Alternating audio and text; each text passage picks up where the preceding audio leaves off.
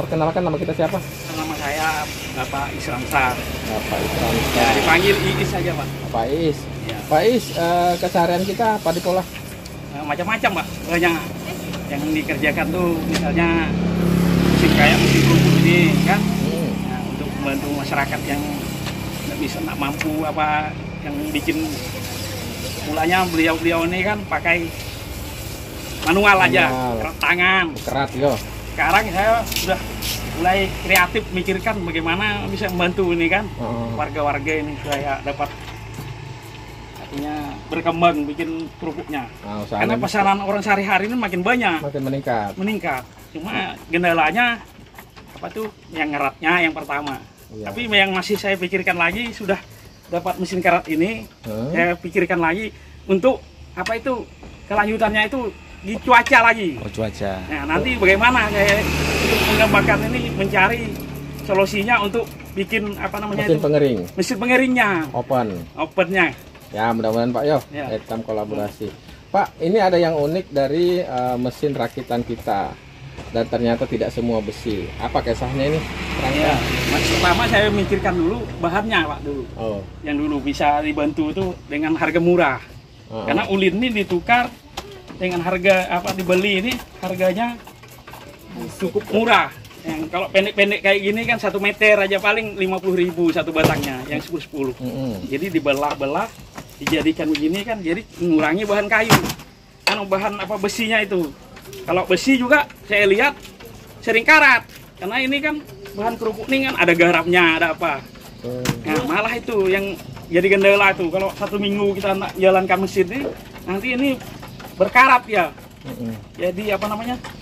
Ada keropos besinya itu. Bisa bercampur. Jadi makanya itu kan kalau kayu ini dia netral aja dia, kalau sudah dicuci sama air enggak apa-apa, atau dilap-lap sudah kayak ini kan lebih mudah perawatan.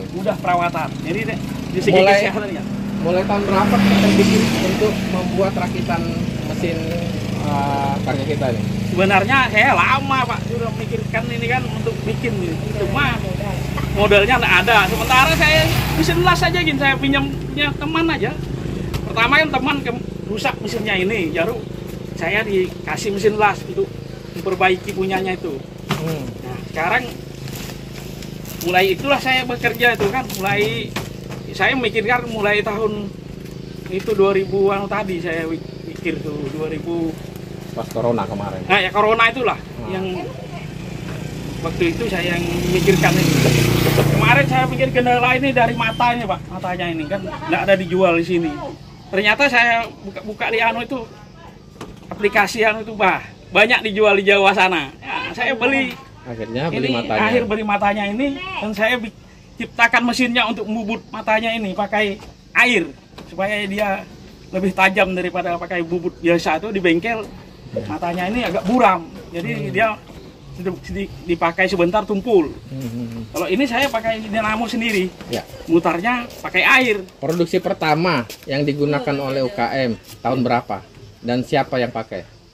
Yang pertama kali ya dari Jawa, ada teman yang beli itu kan. Oh, malah dari Jawa beli. Dari Jawa belinya. Jadi makanya teman tuh beli kemarin 20 berapa juta dia beli. Nyampai di sini bilangnya hati-hati, Pak. Ini nanti banyak orang yang mau bisa niru ini. Ternyata enggak banyak juga orang yang bisa niru. Oh, itu mesin dari Jawa. Mesin dari Jawa. Beli. Jadi datang ke sini. Nah, terus yang Bapak produksi atau Bapak rekayasa? Ya, bukannya kan saya nggak tahu jauh beda dari bikinan dari Jawa itu. Makanya saya nggak pakai campfire, dia langsung jatuh. Katanya kerupuknya itu kan nggak pakai kain itu, yang pakai campfire itu kan. Karena dari Jawa kayak gitu dia bikin. Nah, sekarang kita modifikasi ya. Ya, modifikasi artinya menyederhanakan supaya apa namanya buatan dari Jawa itu lebih unik lagi. Karena dari Jawa tuh agak besar, Pak, tinggi dia. Tinggi, malah makan tempat ya.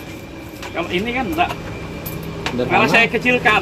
Malah dinamonya ini saya kecilkan, Pak. Dinamonya saya pikirkan kalau dinamonya ini besar, orang kan pakai listrik 450 watt. Itu aja. Oh, jadi nanti kalau dari Jawa itu besar ya. Butuh daya yang tinggi ya. Butuh daya yang besar. Misalnya kalau itu besar bayar listriknya mahal, malah kita kan ditekan istilahnya, tambah biaya. Kalau itu kan saya kecilnya, kalau bisa lebih kecil lagi, tapi sudah normal, sudah ini kecil kayak gini bisa. Nah, sejauh ini berapa banyak produksi yang sudah kita rakit? Yang saya bikinnya ada 4 sudah, Pak. Dari Penyinggahan 1 saya kirim sana. Di Kota Bangun ini ada 3 sudah. Yang saya bikin kayu lah kayak gini. Kalau yang berehab-berehab tuh saya enggak saya hitung itu. Kalau punya orang yang lain belian dari mana tuh yang yang direhab lagi. Oh, okay. Pak, untuk membuat ini Bapak butuh modal atau berdasarkan orderan perajin yang punya modal? Ya, kalau ada orang yang punya modal kan dia kasih kayak ibu nih, kemarin dia ada uang 5 juta. Ya nanti saya ambil upah aja 5 juta, dia yang untuk beli bahannya 5 juta. 5 juta bahannya, dinamonya apa sih sebagainya nih. Jadi saya yang punya upah 5 juta sudah jadi. Dan saling terbuka gitu ya. Untuk saat ini kan kita membuat itu berdasarkan pesanan. Iya. Terpikir enggak memproduksi tetap sehingga tanpa menunggu pesanan kita bisa buat? Iya, bisa juga. Saya memang berpikir begitu kan. Istilahnya, cuma saya enggak punya modal. Makanya saya itu kalau ada orang mau, saya minta modal dulu, baru saya bikin. Jadi kendalanya selama ini tidak bisa memproduksi tetap karena tidak punya modal, kita punya modal sendiri. Modalnya nih lumayan, 5 juta satuan. Satu unit 5 juta. Oke. Jadi makanya itu kan itu dari bahan ya. Dari bahan. Nah, kan karya harus dihitung. Iya. Terakhir, Pak. Ada enggak harapan Bapak untuk mendapatkan perhatian gitu ya dari siapapun itu? Ada juga, cuma saya sementara ini belum, makanya saya masih tetap berkarya sendiri aja kan, mandiri.